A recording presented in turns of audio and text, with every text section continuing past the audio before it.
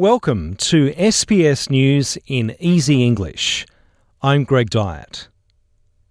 New South Wales has recorded 89 new cases of coronavirus. 64 of those infections are in southwest Sydney. A man aged in his 70s from Sydney's eastern suburbs has died. Health authorities are urging people to stay at home to reduce the spread of the virus. Queenslanders have been told they could end up stranded in New South Wales if the coronavirus outbreak spreads beyond Greater Sydney. Premier Anastasia Palaszczuk says any Queenslanders in New South Wales should leave the state. We are keeping a very close eye on what's happening in New South Wales. So I just want to reassure Queenslanders that if it gets to the stage that we have to close, we will.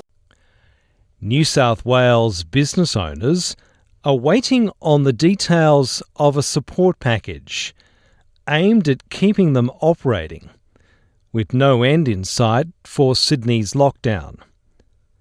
The federal and state governments will today release details of the aid package.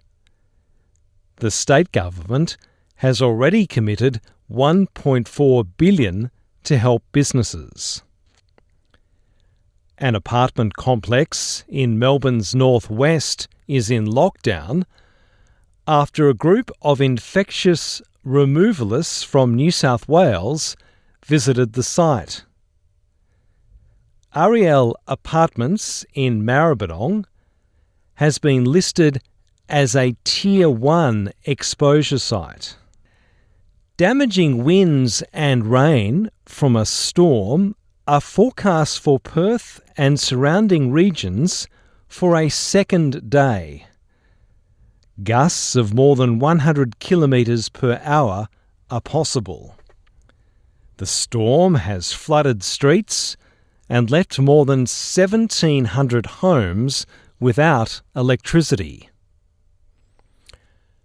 Cuban police and the military have patrolled the capital, Havana, following anti-government protests around the island nation. Many young people protested against food shortages, electricity blackouts, and the rise in COVID-19 cases in one of the biggest anti-government demonstrations in decades.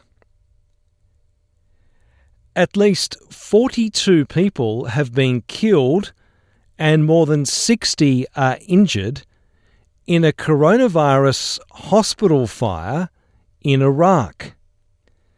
The state news agency says an oxygen tank explosion is suspected of being the cause of the fire.